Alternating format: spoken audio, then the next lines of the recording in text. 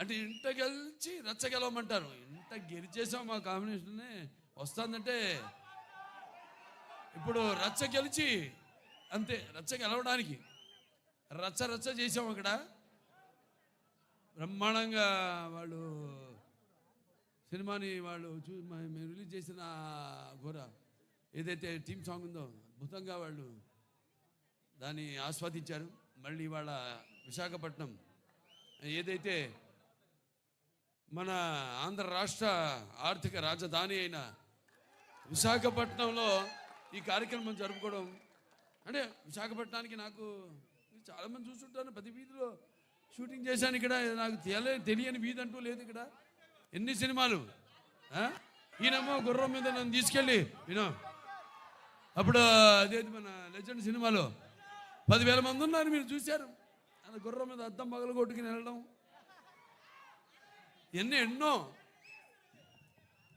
ముందుగా సరే, నాకు ఇంత ధన్యమైన జన్మనిచ్చి నన్ను మీ అందరి గుండెల్లో ఆయన ప్రతిరూపంగా నిలిపినందుకు దైవాంశ సంబుధుడు, విశ్వానికే విశ్వ నటన ఎలా ఉంటుందో చూపించిన కారణ జన్ముడు, నా గురువు, నా దైవం, మా తండ్రి గారిన విశ్వవిఖ్యాత నట సార్వభౌమ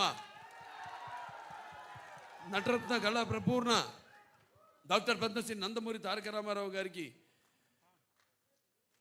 ఆయనకి నా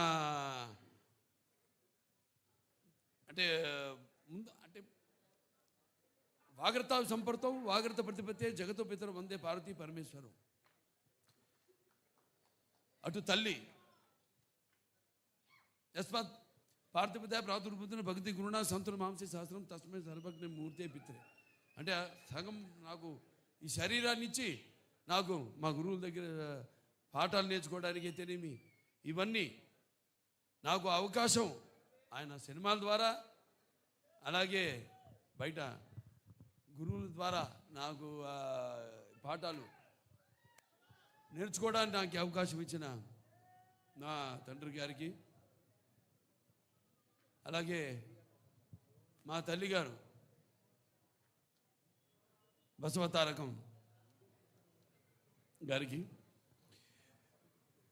వాళ్ళకి ఈ సభాముఖంగా నా ధన్యవాదాలు తెలియజేసుకుంటూ, ఇప్పుడు మన సినిమా విషయానికి వస్తే తాండవం, అఖండ తాండవం మొదటి సినిమా భాగం చూశారు మీరు. ఆనాడు ఆ కోవిడ్ పరిస్థితుల్లో ఆ పాండమిక్లో చిత్రం విడుదల కావడం మొట్టమొదటి భారతీయ చిత్రం. అసలు జనం వస్తారా రారా థియేటర్ కన్నా పరిస్థితుల్లో ఆ సినిమాను విడుదల చేయడం, దాని తర్వాత అది ఘన విజయం సాధించడం, అందరికీ ధైర్యం రావడం, వాళ్ళు కూడా వాళ్ళ సినిమాల్ని విడుదల చేయడం, మన వాళ్ళే కాదు యావత్ భారతదేశపు చలనచిత్ర పరిశ్రమ కూడా వాళ్ళ సినిమాలన్నీ ధైర్యంగా వాళ్ళు విడుదల చేయడం జరిగింది. ఇవాళ మళ్ళీ అఖండ తాండవంతో మేము ముందుకు వస్తున్నాం.